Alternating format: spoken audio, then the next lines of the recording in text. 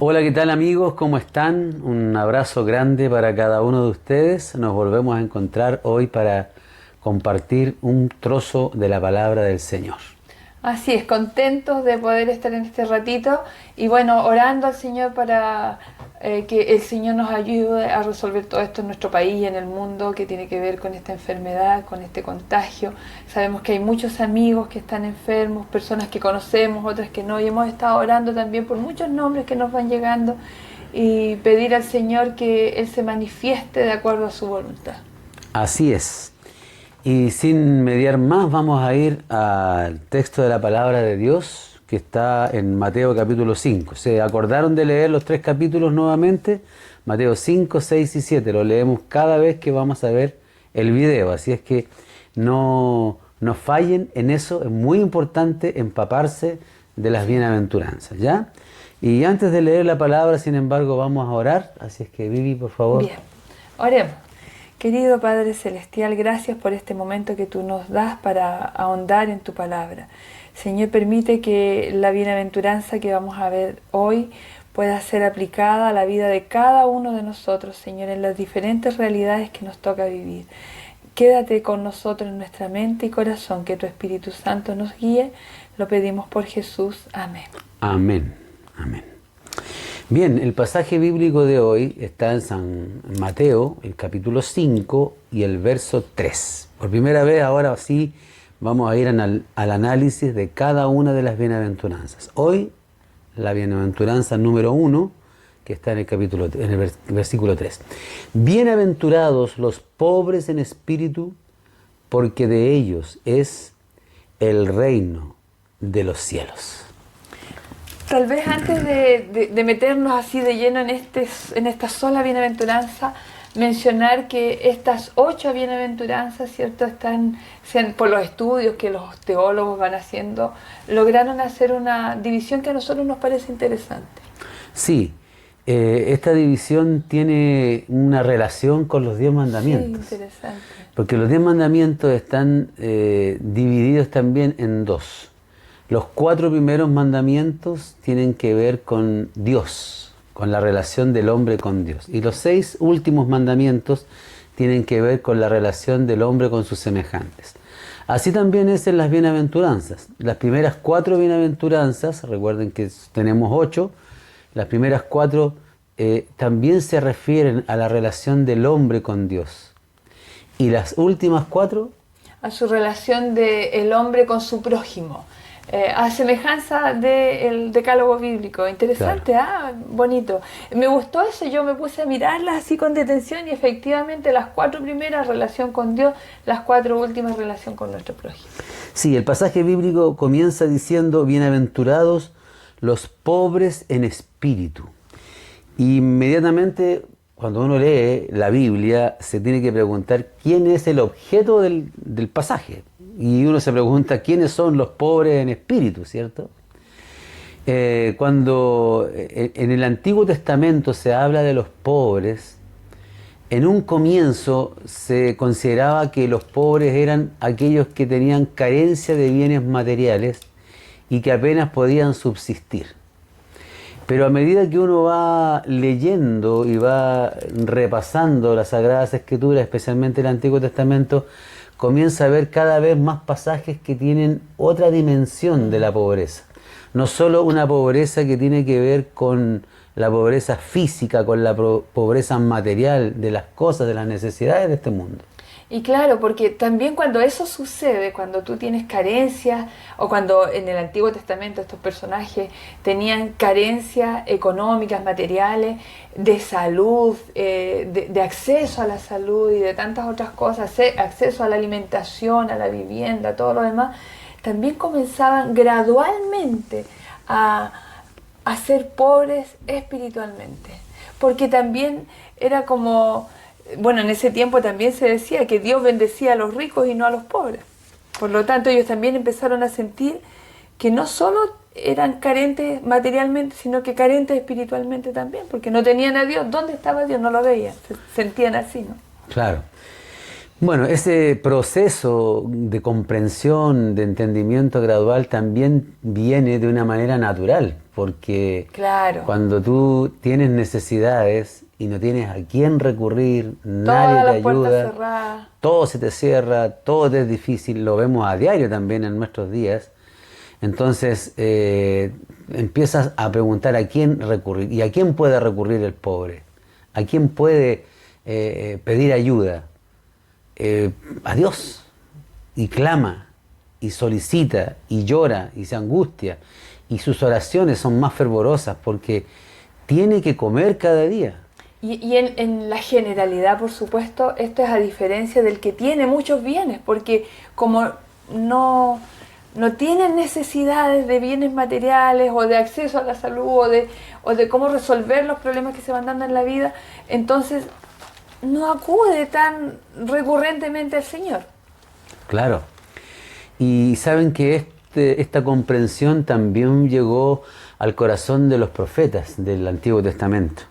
Por ejemplo, si yo voy a Isaías 41 y leo el verso 17 y 18, me encuentro con un pasaje hermoso que nosotros, de hecho, muchas veces podemos recurrir ahora y leer.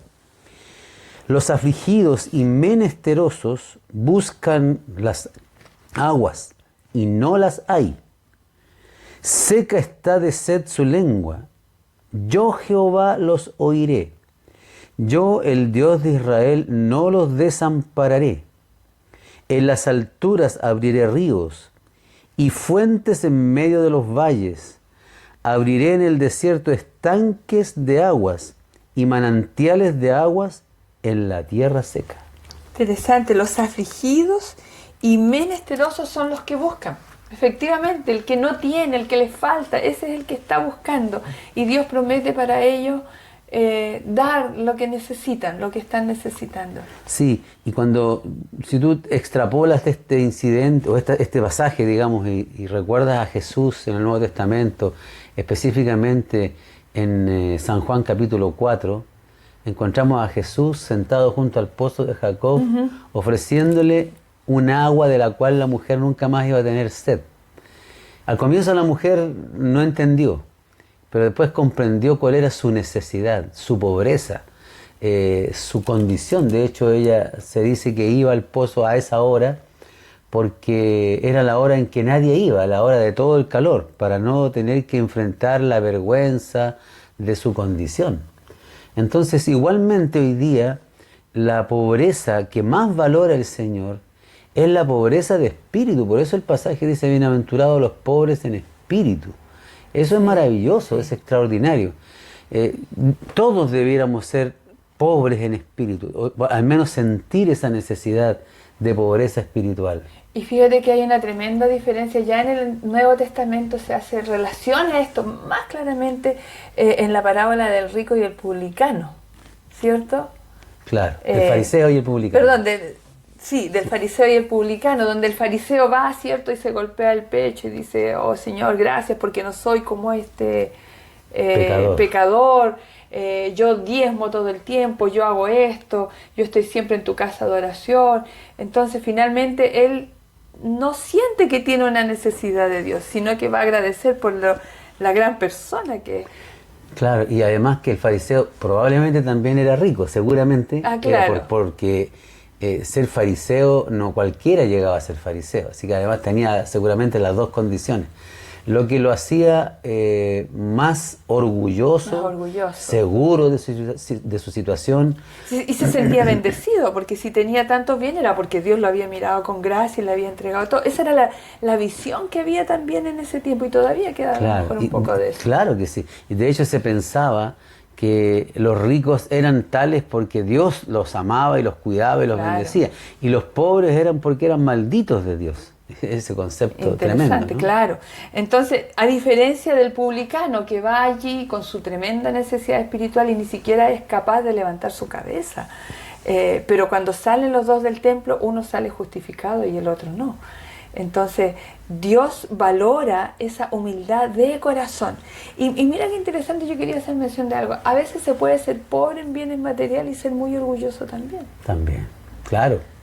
Sí, porque la condición que Dios espera de nosotros es esa condición interna, ¿no?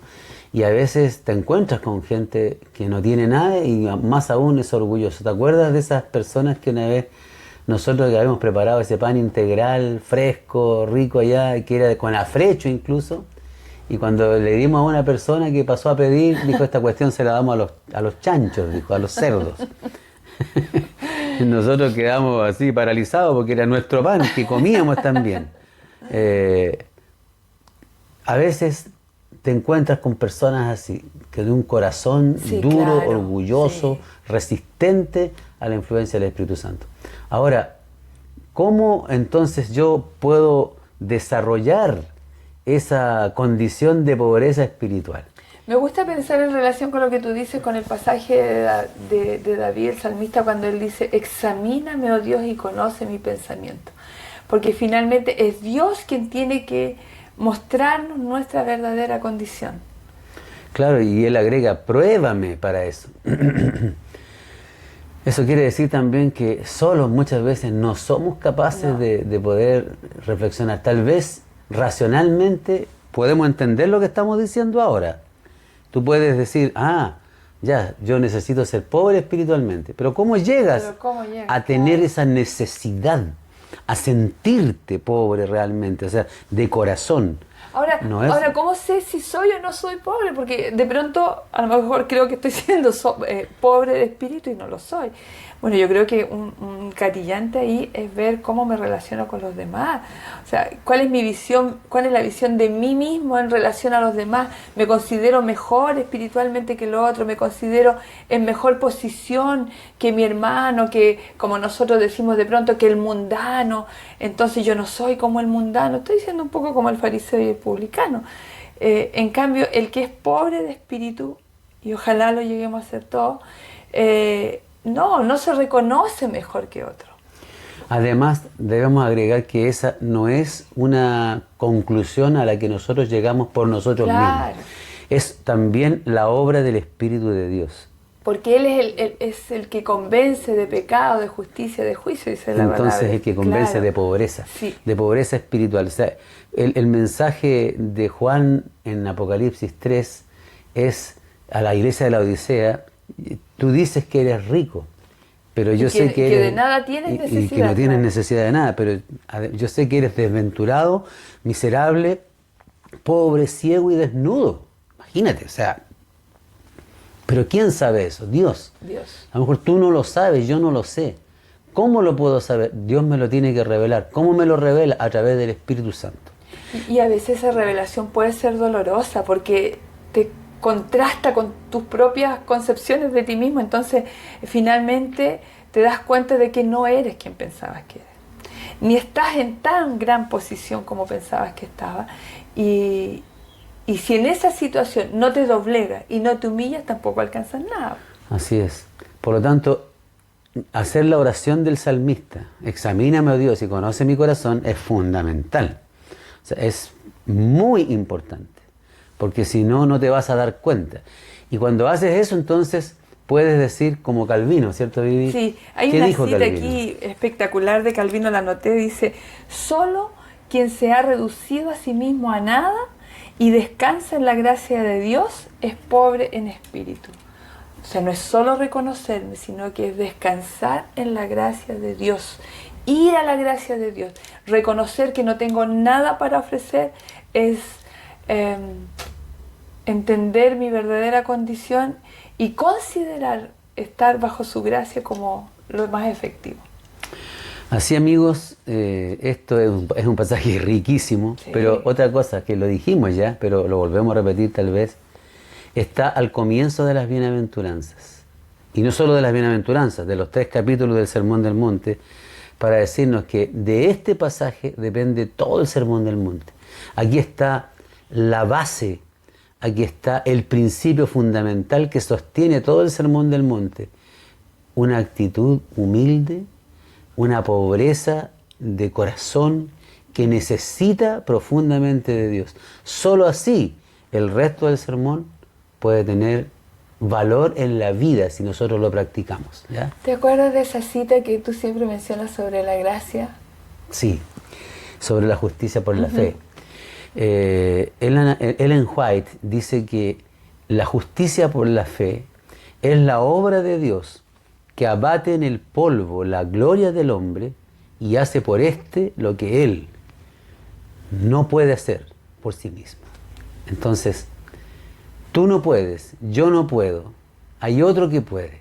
Para aceptar que otro puede y que yo no puedo, tengo que reducirme al polvo de mi condición. Entender que yo no soy el que logra esto y solamente lo hace el Señor. O sea que esto nos debería llevar a pensar en qué posición estoy realmente, qué posición está mi corazón. No lo que ve la gente me puede decir, oye, es tan humilde.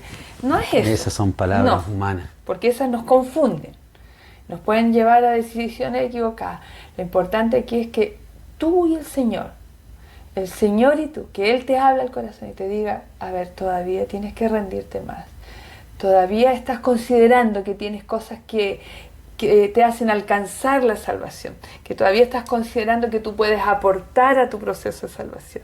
Y no hay nada que nosotros podamos aportar. Somos pobres, desventurados y tenemos una tremenda necesidad de Dios. Esa debiera, creo yo, llegar a ser nuestra conclusión. Si antes de orar, recordarte que haz de el himno Tal como soy de pecador. Haz de ese himno tu himno favorito, por así decirlo. Dicen que Billy Graham usa en cada campaña durante decenas de años que ese hombre ha predicado en estadios, siempre para el llamado usa ese mismo himno. Hay un cantante o una cantante que canta Tal como soy de pecador, sin otra fianza que tu amor. ¿Cierto? A tu llamado, vengo a ti, Cordero de Dios, heme aquí. ¿Estás dispuesto a esa rendición en esta hora, en este día, cuando ves este video? Si estás solo, hay ruido en tu casa, apaga la televisión, apaga el video, cierra tu celular, arrodíllate y dile al Señor, examíname, oh Dios, y conoce mi corazón. Pruébame y conoce mis pensamientos. Ve si hay en mí camino de perversidad, de orgullo, y guíame en el camino eterno. Ese es el Salmo 139, 23 y 24. Vamos a orar. Vamos a orar. Amado Señor que estás en el cielo, tú que nos conoces, Señor, tú que sabes todo de nosotros, tú que puedes ver lo que aún nosotros no somos capaces de ver, te imploramos que tú abras nuestra mente, que hables a nuestro corazón, que en esta hora, Señor, nos lleves a nuestra verdadera condición para poder rendirnos y darnos cuenta que no tenemos nada para darte. Sin embargo, tú lo tienes todo. Todas las gracias del cielo, Señor, dispuestas para alguien que no merece nada. Gracias por tu misericordia. ¿Cómo saber, Señor, que estamos en el camino correcto? Nosotros no lo sabemos. Pero el salmista dijo, examíname, oh Dios, y conoce mi corazón. Hay alguien allá arriba, que eres tú, Señor, que es el único que nos puede mostrar el camino a la verdadera humildad, a la verdadera pobreza de espíritu, al verdadero corazón quebrantado que muchas veces no somos capaces de discernir. Danos esa visión, danos esa comprensión, danos ese convencimiento interno de que no tenemos nada y que tú lo tienes todo y que todo radica en que tú nos salves y que tú nos extiendas tu brazo poderoso para ser verdaderamente hijos tuyos. Toma la vida de todos nuestros amigos que nos están viendo en esta hora. Lo rogamos en el nombre poderoso de Jesús. Amén. Amén.